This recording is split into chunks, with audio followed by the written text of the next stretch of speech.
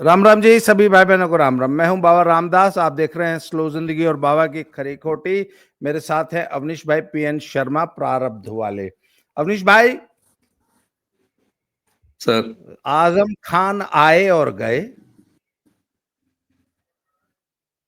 Sir क्या मतलब, लंबे गए कि वापस आएंगे? 7 साल की सजा हुई है जी। जी। सर देखिए, ऐसा है, बचपन में हम लोगों को याद है कि हम लोग चिढ़ाते थे या आपस में मजाक करते थे। एमबीबीएस का फुल फॉर्म गलत तरीके से बोलते थे और कहते थे एमबीबीएस का मतलब होता है मियाँ बीबी बच्चे सहित एमबीबीएस। तो आजम खान जी डॉक्टर एमबीबीएस डॉक्टर हैं और वो मियाँ बीबी बच्चे सहित जेल जाते हैं। तो इस बार जो है बेटे के साथ जा रहे हैं। 2019 में जो मामला हुआ वहां पे, तो 2 बर्थ सर्टिफिकेट इन्होंने बनवा रखे थे अपने बेटे की। आप सोचिए, मतलब डीएनए में ही कितना बड़ा लोचा है। बेटा एक पैदा हुआ लेकिन 2 दिन। अरे भाई 2 दिन कैसे, और वो भी बैक टू बैक, मतलब एक दिन इधर एक दिन इधर, लड़का एक ही पैदा हुआ। तो बात ये हुई कि उस मामले में तो ये लोग पकड़े धरे गए ही थे। फिर ये पैन कार्ड वाला मामला क्या है? दरअसल वो जो दोनों अलग अलग डेट ऑफ बर्थ से जन्म प्रमाण पत्र बना था, उन दोनों के आधार पर 2 अलग अलग इन्होंने अपना पैन कार्ड भी बनवाया था। अच्छा ठीक है, पैन कार्ड मान लीजिए बनवाया, तो उस मामले में फॉर्जरी हुई, 7 साल की सजा क्यों हुई? उसका इन्होंने इस्तेमाल भी किया। अच्छा, पैन कार्ड अगर केवल अब्दुल्ला का है तो आजम खान भी क्यों नप गए? कारण ये कि आजम खान के निर्देश पे वो कागज में पुष्ट हुआ है, उसको साबित हुआ है अब्दुल्ला ने अपने उन दोनों पैन कार्ड्स का इस्तेमाल किया था, इसलिए बाप बेटे दोनों नपे हैं। 7 साल की जेल हुई है एमपी एमएलए कोर्ट से। अब लोग कहेंगे जमानत हो जाएगी। ठीक है भैया, तौकीर रजा की भी तो जमानत हो रही थी, क्यों नहीं हो रही जमानत? बुलडोजर भी तो सुप्रीम कोर्ट रोक रहा था बाबा का, क्यों नहीं रुका बुलडोजर? बुलडोजर तो आज भी चल रहा है। मैं बार बार कहता हूं कि वही सुप्रीम कोर्ट है, उसने उसको गाइडलाइन बनानी पड़ी। सर सवाल ये होता है कि जब कागज पत्र बिल्कुल सॉलिड हो ना, और कचहरी में उसको ले जाके बढ़िया से पेश कर दिया जाए मजबूती से, तो तौकीर रजा को एक बार जेल तो जाता है वो, लेकिन फिर निकलने का रास्ता उसको नहीं मिलता। यही देश की अदालतें हैं उसकी जमानत खारिज कर रही हैं। और वही तौकीर रजा है जिसको मायावती जैसी कड़क महिला ने 48 घंटे से ज्यादा वो एसपी ऑफिस में नहीं रख पाई थी, लाकअप तो छोड़ दीजिए, और तौकीर रजा को निकलना पड़ा था। तो सर आजम खान की स्थिति क्या हुई? बाप बेटा वहीं धर लिए गए। क्यों? क्योंकि जब सजा सुनाई जाती है या जब फैसला सुनाया जाता है तो मुजरिम वहां पर इन पर्सन प्रेजेंट होता है। जैसे ही सजा 7 साल वाले आई, दोनों के हाथ पुलिस ने पकड़ लिए और पकड़ने के बाद उनको अंदर गए। अब इस बात को मैं जोड़ता हूं, योगी आदित्यनाथ कहते हैं कि गजवाए हिंद करने वाले को जहन्नुम का टिकट रसीद कराया जाएगा। जहन्नुम के टिकट क्या होता है सर? किसी आदमी के लिए अब जेल जहन्नुम से कम नहीं होती। कानूनी जहन्नुम रसीद करा दिया है, वहां का टिकट कंफर्म करा दिया है बाप बेटे का। इससे पहले मेहरारू का भी साथ में कंफर्म था। तो तौकीर रजा आज जहन्नुम के टिकट रसीद करा के जेल के अंदर हैं कानूनी रूप से। अब आते हैं, आपने जो कहा कि इसका अखिलेश यादव की राजनीति पर क्या असर होगा। अभी अभी तो आए थे चाचा, बिल्कुल आए थे। मुसलमान बेहद नाराज था कि हमारा आइडियल, हालांकि वो मासेस का लीडर कभी रहा नहीं आजम खान, लेकिन आजम खान से जेल में मिलते नहीं थे, तवज्जो नहीं देते थे, इस तरह की तमाम बातें, कानूनी बहुत ज्यादा हेल्प नहीं, चिहाड़ भी नहीं मचाते थे, रोज योगी और मोदी को गाली भी नहीं देते अखिलेश यादव। बल्कि ऐसा लग रहा था कि चैन से हैं कि ये बाप बेटा और बीबी सब अंदर हैं। तो उसको लेके मुसलमानों में एक नाराजगी थी। कुंदरकी में एक दूसरे तरह का परिणाम दिखा, अनवरगंज में भी एक दूसरे तरीके का परिणाम दिखा। एमओआई समीकरण जिस तरीके से अभी बिहार में आपको ध्वस्त होते हुए देखा है, और उसके सामने नीतीश कुमार का एक एमओआई समीकरण महिला और यूथ का। और मुझे गर्व है, प्रारब्ध के मंच पर हम पिछले 3.5-4 महीने से इस बात को कह रहे थे कि एक नया एमओआई समीकरण उसके मुकाबले तैयार हुआ है। और प्रधानमंत्री जी ने भी अभी 2-3 दिन पहले उस बात को कहा कि नीतीश कुमार जी ने एमओआई समीकरण एक नया खड़ा कर दिया। इसी मॉडल को उत्तर प्रदेश लेके आते हैं। उत्तर प्रदेश में लॉ एंड ऑर्डर की जो स्थिति है, उससे बहू बहन बेटियों की जो इज्जत और सुरक्षित है, उससे तैयार होता है योगी जी का एम मॉडल, यानी महिला मॉडल।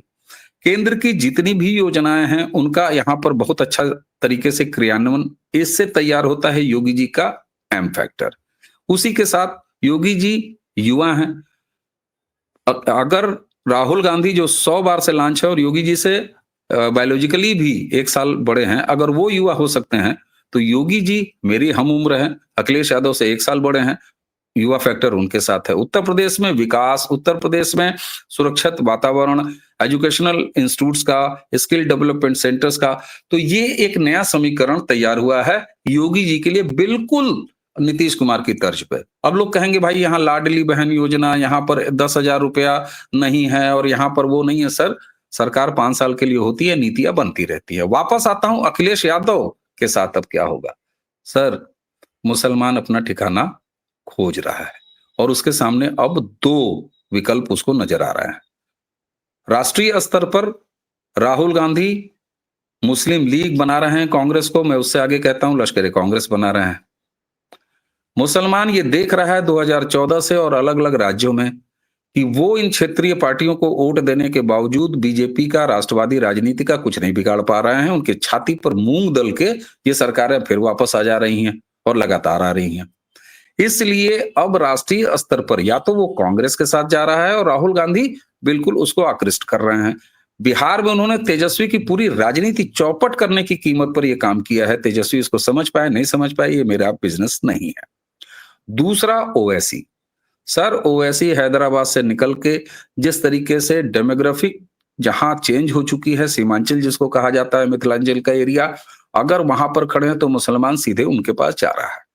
उत्तर प्रदेश में भी मेरी अब उम्मीद यह है कि ओवैसी जिस तरीके से एग्रेसिवली बिहार में लड़े हैं और उसमें उन्होंने अच्छी खासी सीटें, उत्तर प्रदेश में आपको वो सीटें और बढ़ी दिखाएंगी। बढ़ना वैसे भी लाजमी है क्योंकि उत्तर प्रदेश में विधानसभा साइज बड़ा है, नंबर्स बड़े हैं, तो ओवैसी यहां अच्छे खासे संख्या में लड़ेंगे।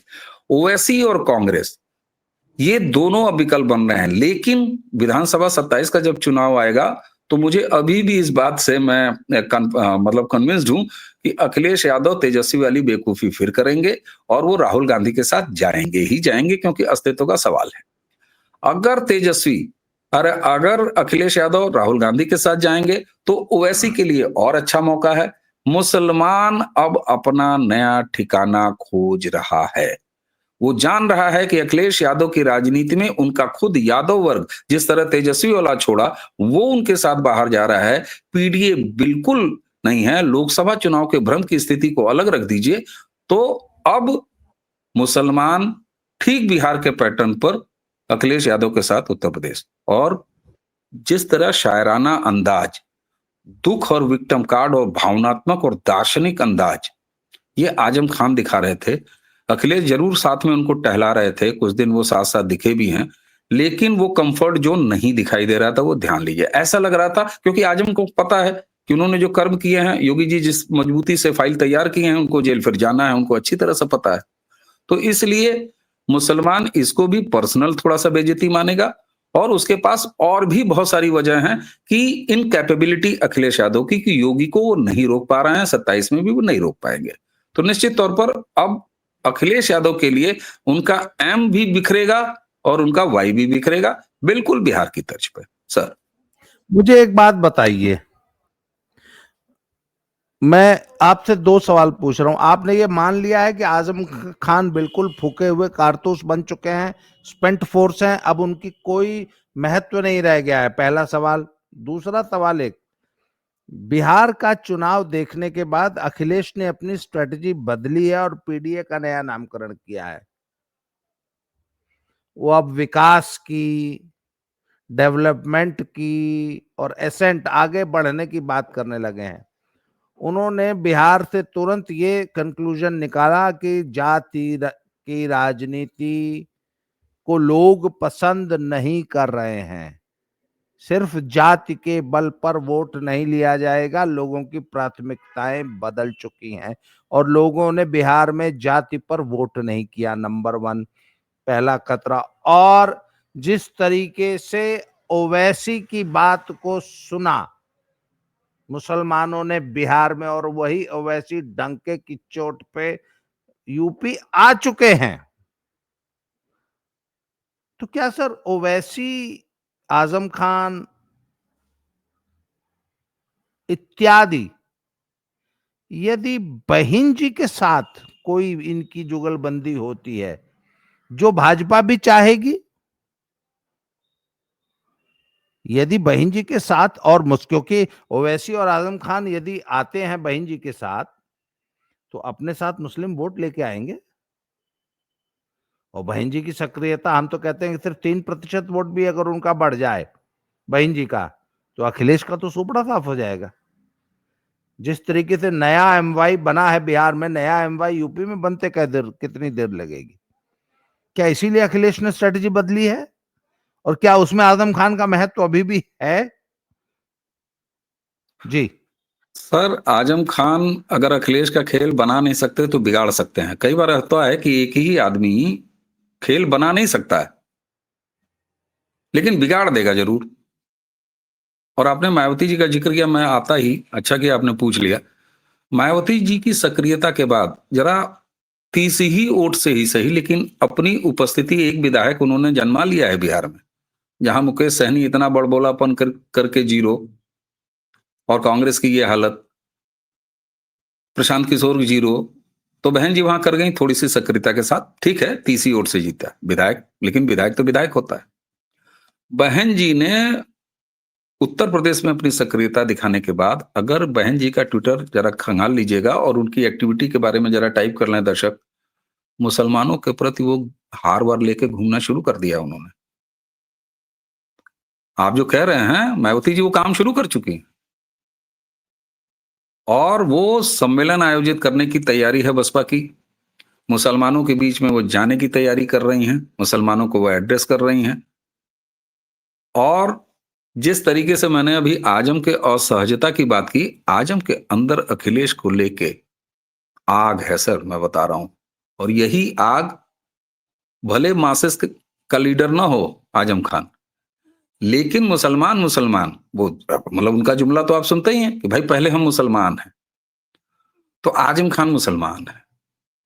दूसरा, ओवैसी के मुंह से कभी भी आपने बसपा की राजनीति के बारे में कुछ उल्टा पुल्टा नहीं सुना होगा। वो अखिलेश को निशाने पर लेते हैं।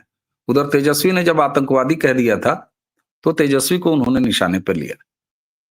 और निश्चित तौर पर ओवैसी जिस तरीके से आरजेडी के पास पहुंचे थे बिहार में कि गठबंधन कर लो, हमको महागठबंधन में ले लो, भगा दिया कांग्रेस के प्रेशर में, तो यहां राहुल फिर मौजूद हैं अखिलेश के साथ। ओवैसी अगर एक बार अखिलेश चाहें भी कि लाओ यार ओवैसी को अपने साथ रख लो, मिलजुल के सरकार बना लेंगे, अकेले वाली छोड़ दो, किसी तरह से ये भाजपा को रोक तो लेंगे, राहुल फिर वहां पर आ जाएंगे, ना ना रजिया को तो हमारी गाड़ी में बैठना है, ओवैसी को भगाओ। ओवैसी गठबंधन के मोड में है, ये उन्होंने बिहार में बता दिया है, क्योंकि ओवैसी अब अपनी शक्ति बढ़ाना चाहते हैं, दायरा बढ़ाना चाहते हैं। तो ओवैसी अगर उत्तर प्रदेश में लड़ेंगे तो निश्चित तौर पर एक तीसरा फ्रंट, जिसको कि बीजेपी भी चाहेगी, वो बनता है बसपा का और ओवैसी का। अभी आजम खान को एक बार हम छोड़ भी देते हैं कि मान लीजिए आजम खान जेल में रह जाएं, खाली चिट्ठियां लिख दें, तो आजम खान निश्चित तौर पर अखिलेश, अगर ओवैसी और इनका कॉम्बिनेशन बना बहन जी का, आजम खान वहां आ जाएंगे। और 3% नहीं सर, आप विधानसभा चुनाव देखिए, लोकसभा में मायावती जी का वोट ट्रांसफर होकर चला जाता है, लेकिन विधानसभा में जो उनका बेस वोट है उनके साथ इंटैक्ट रहता है। और इसीलिए टिकट की मारामारी रहती है, एक को सीट न पाने के बावजूद भी, क्योंकि बहुत सारे नेता लोग ऐसे होते हैं जो अच्छे तरीके से चुनाव लड़ना चाहते हैं। तो ये कॉम्बिनेशन तैयार होगा, और 3% नहीं, ये मामला बैठेगा 5 से 7% का। और 5 से 7% प्योरली 100% अखिलेश का वोट होगा, जो अखिलेश के डब्बे में गिरता था। 5 से 7% अखिलेश का जो जाएगा। आपने कल हमारे यहां बातचीत करते हुए जो बात कही थी कि तेजस्वी का जो हाल हुआ है नंबर्स में, 50 सीट वाली, हमारे यहां वीडियो आपका चल रहा है, आपकी बात बिल्कुल सही साबित होगी। मैंने उसको इस एंगल के जरिए आपकी बात को आगे बढ़ा दिया। जी,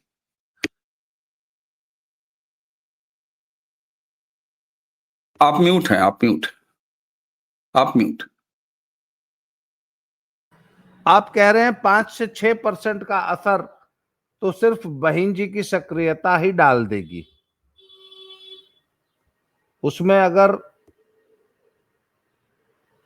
ओवैसी, अच्छा चलिए ओवैसी को अकेले ही लड़ा लेते हैं। तो भी हर सीट पर मुसलमान उसको दे देगा, क्योंकि उसको पता है कि अखिलेश यादव में दम नहीं है कि बाबा को रोक लें तीसरी बार 27 में। इसलिए या तो वो उदासीन हो जाता है, याद है आपको, और अगर नहीं उदासीन होगा तो अपना कोई भाई खड़ा है तो उसको वोट देगा। बिहार में यही किया है उसने।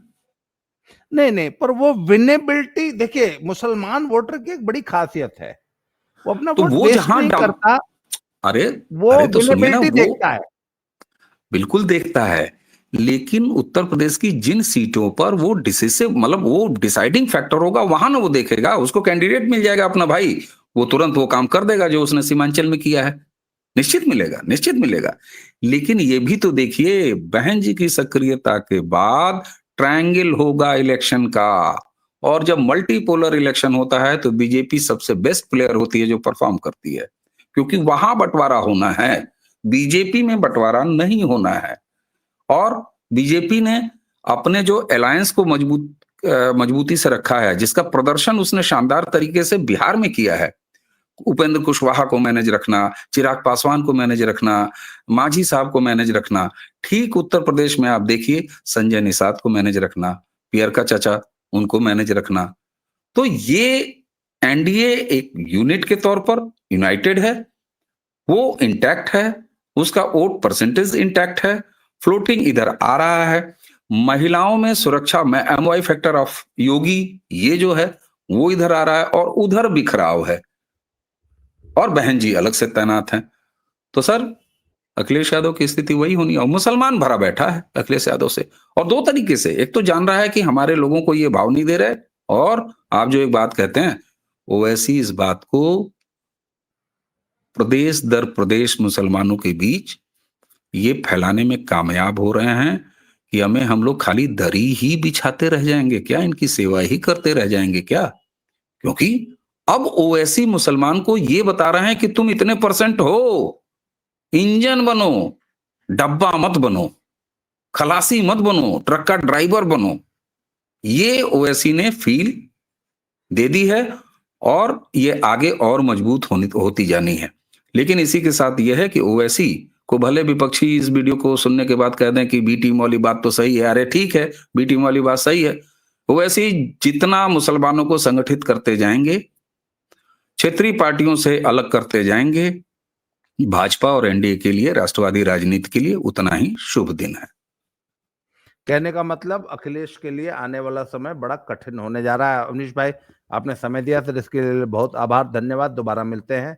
जय श्री राम, हर हर महादेव। जय जय श्री राम, प्रणाम, हर हर महादेव।